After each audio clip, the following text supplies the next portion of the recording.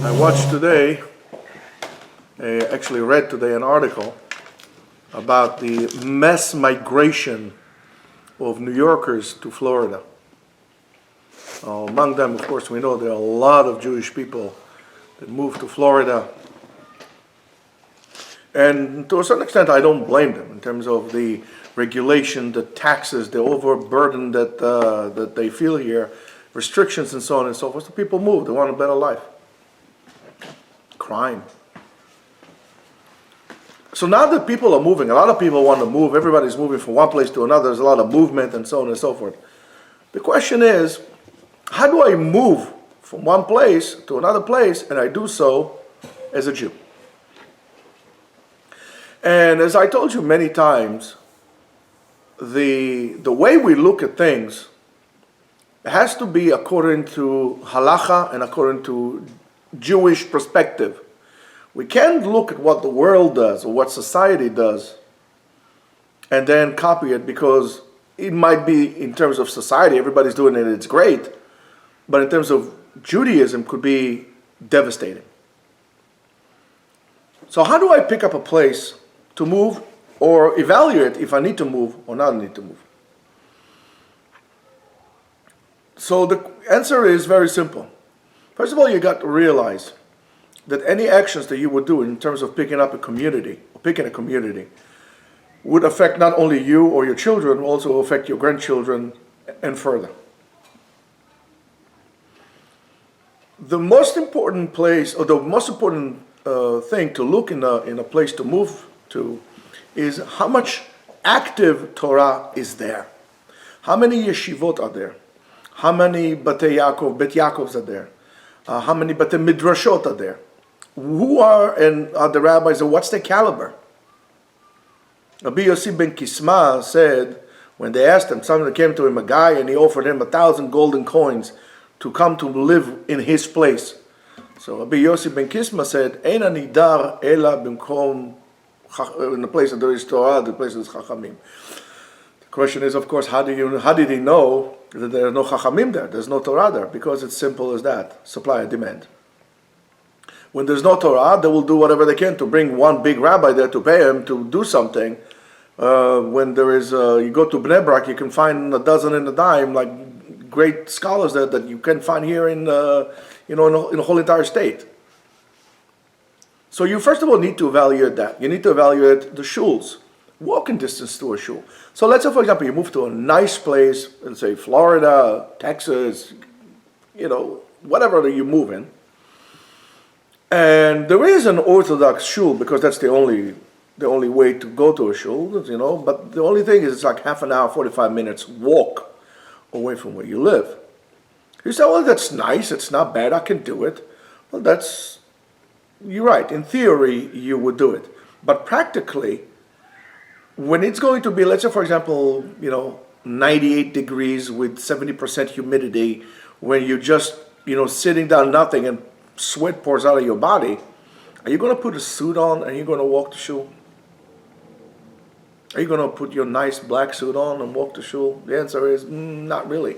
What happens if you get caught in a tropical storm and it's raining through the whole entire weekend?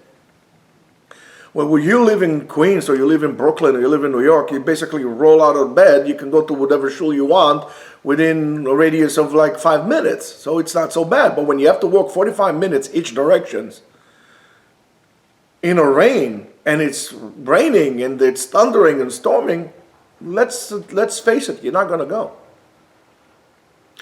Which schools your kids are going to go to? Are your kids going to go to a mixed school where they're going to be boys and girls because, hey, there's nothing much to do, so that's what we're going to do? What message are you going to give to your kids? When your kid's going to get a shidduch, what are they going to do? They have to come to New York to get a shidduch?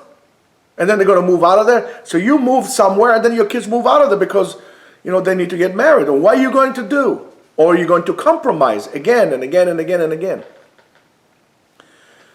The Chazon Ish, in his books about Musar, said something about chinuch.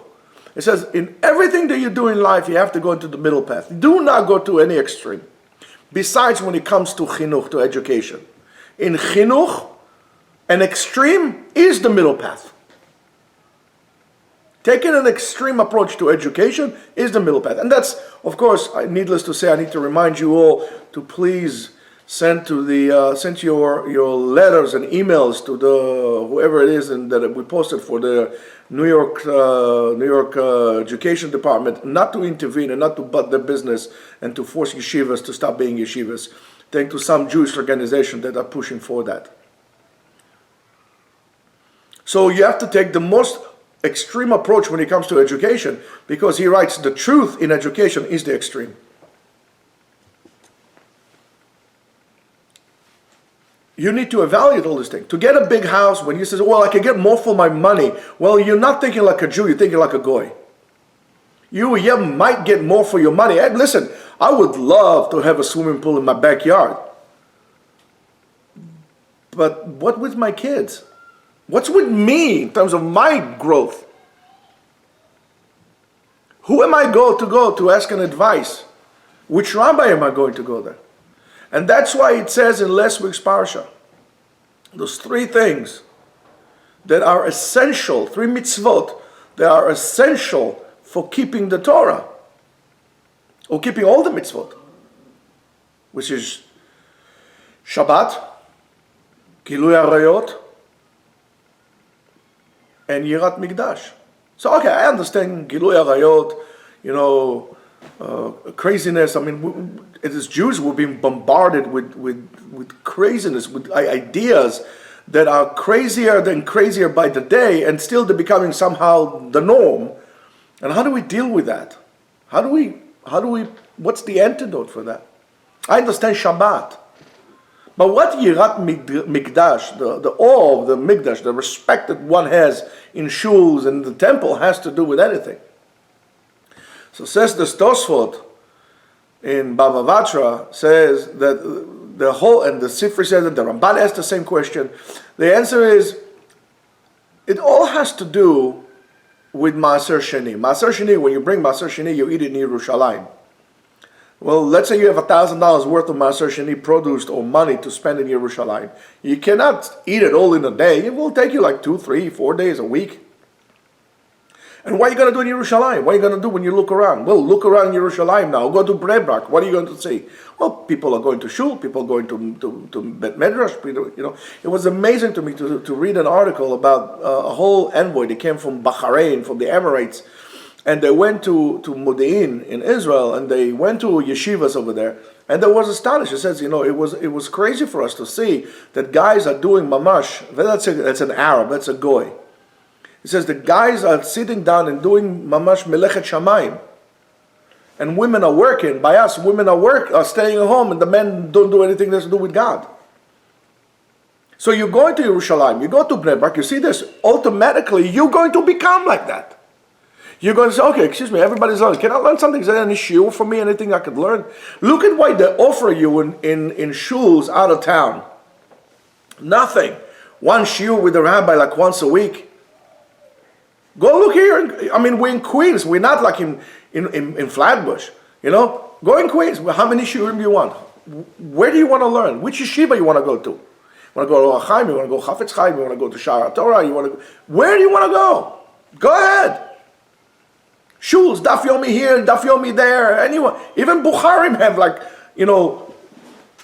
an explosion of shiurim here. Where are you going to go? To Fort Lauderdale? What are you going to say there? What are you going to have? You're going to go to Atlanta? What is there? 2.25 shuls with whatever is there? Where are you going to go? Why I don't hear anybody saying, you know what? I want to move from here. Where were you going? Where I'm going to Flatbush. Why Flatbush? Well, why not? There's so much Torah there. Why? You think I don't want convenience? You think I don't want a swimming pool? You think I don't want to sit down with a mojito in my hand? Of course I do. But for life, for living like this, it's crazy. I can't even do it for a day. Even an hour is too much for me. I want to be in a Bet Medrash. Why going to be? Where do you think you're heading with your life? What do you think? You're going to live forever? That you have all this time to do? We don't have time. And when you don't have it, you become an eved. You become a slave. How does a Jew become a slave to an eved, to a goy? Because he fell down and he never thought to do tshuva. So he went midechi el dechi. At the beginning, he lent money he couldn't pay for it. Then he took money in ribbit. Then he stole. And then he became a slave for a Jew. Then he became a slave to a goy. And finally became a slave to a goy. He sees the goy doing avodah zarah. I said, oh, my boss is doing avodah zarah. I'll do it. You see, the goy does avodat kochavim, whatever he's doing, the gilui arayot, I'll do it also. And that's exactly what happened to us here. When we are now in the reshut of the goyim because we're not smart enough to do teshuvah. So we in galut. So instead of straightening ourselves, we said, okay, the goyim, I'm doing that. I think I'll do it also. What the deot or the opinions of the goyim are, well, you know what? That should be mine also. And that's wrong. And that comes only when you are not, if you are thinking that, and I don't care if you call yourself a rabbi, or a rav, or a chacham, or a tipesh. I don't care what you call yourself. But if you share those opinions that are against the Torah, I can tell you for sure you're not learning, and you probably don't have anybody to guide you. So if you want your grandkids to be lost, look at American Jewry. All those American Jews, that they changed their religion, they became liberals. They had no guidance, no chokhmah, no rabbis to guide them, no derech of Torah. They haven't acquired the way of the Torah. When you lose the way of the Torah, you are lost as a Jew, and you become like a goy. You become a slave of a goy because you are slave to their opinions. You're under their jurisdiction. They become your bosses. Just like happens now with this movement of Jews appealing to the New York State whatever it is education department to intervene in yeshivas, to take away Jewish curriculum. That's stupidity. That comes from looking for comfort. That comes from the opinion of trying to get more for your dollar. Not a little bit, something else for your neshama. It's always about your pocket, not about your soul. Have a nice day.